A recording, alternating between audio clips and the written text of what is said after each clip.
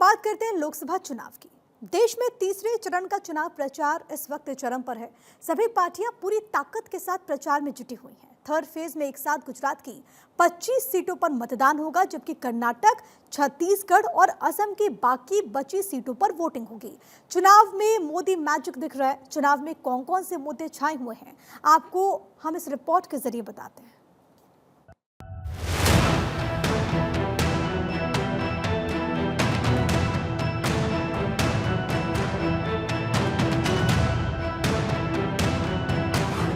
तीसरा और चौथा चरण किसके पक्ष में समीकरण?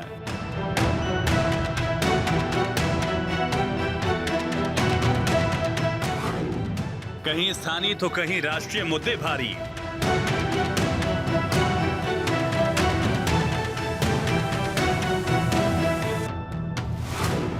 एक बार फिर चलेगा मोदी मैजिक।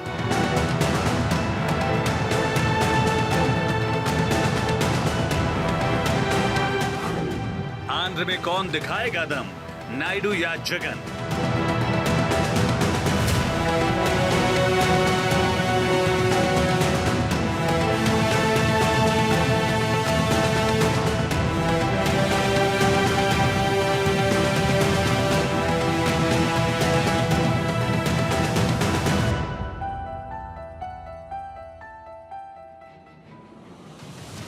तीसरे चरण का चुनाव प्रचार पीक पर है और कुछ घंटे बाद प्रचार का शोर थम जाएगा। इसके साथ ही फोर्थ फेज के लिए चुनावी तपिश बढ़ गई है। तीसरे और चौथे चरण के लिए सभी सियासतदान पूरी ताकत लगा रहे हैं। तीसरे चरण में 93 सीटों पर वोटिंग होनी है। गुजरात में एक ही चरण में सभी सीटों पर मतदान होगा। छत्तीसगढ़ और असम में भी इस चरण के साथ मतदान खत्म हो जाएगा। कर्नाटक में 14, महाराष्ट्र की 11 सीटों पर वोटिंग है। यूपी की 10 और मध्य प्रदेश की 8 सीटों पर मतदान। बिहार, पश्चिम बंगाल, गोवा में भी वोटिंग। तीसरे चरण में यूपी की 10 सीटों पर वोटिंग होगी और सभी की निगाहें ब्रज और रोहिलखंड क्षेत्रों पर हैं। कोर वोटर्स के लिहाज से देखा जाए तो ये चुनाव क्षेत्र समाजवादी पार्टी का गढ़ है। इन 10 सीटों पर यादव मुस्लिम वोटर्स की संख्या काफी है। ये इलाका समाजवादियों के गढ़ के तौर पर देखा जाता है। तीसरे फेज में मुलायम परिवार के 3 प्रत्याशी मैदान में हैं। 2019 में बीजेपी ने तीसरे चरण में 10 में से 8 सीटें जीती थी। 6 सीटें 1 लाख से ज्यादा वोटों से जीती बीजेपी। यादव वोटों को साधने के लिए बीजेपी मोहन यादव के दौरे करवा रही है। तीसरे चरण में गुजरात की 25 सीटों पर वोटिंग होगी। यहां पर बीजेपी की कोशिश जीत का मार्जिन बढ़ाने की है। गुजरात के पड़ोसी राज्य महाराष्ट्र में भी वोटिंग होगी।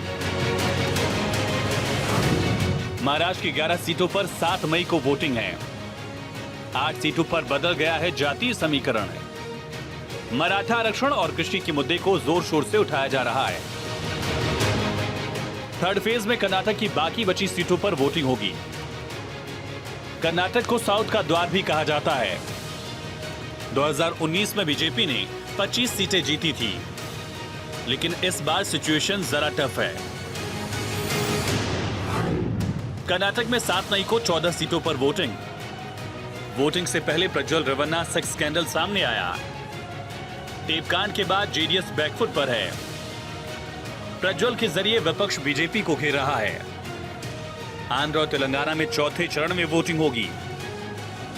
आंध्र में जगन के खिलाफ टीडीपी, बीजेपी और जनसेना मैदान में है। जगन की बहन वाईएस शर्मिला कांग्रेस के साथ हैं। आंध्र प्रदेश में जगन के लिए राह आसान नहीं है। पहले 2 चरण में पिछले चुनाव के मुकाबले वोटिंग परसेंटेज कम रहा, जिसके बाद सभी पार्टियों में दुखी बढ़ गई है और अब सबकी नजरें थर्ड फेज पर हैं। Bureau report, Bharat 24।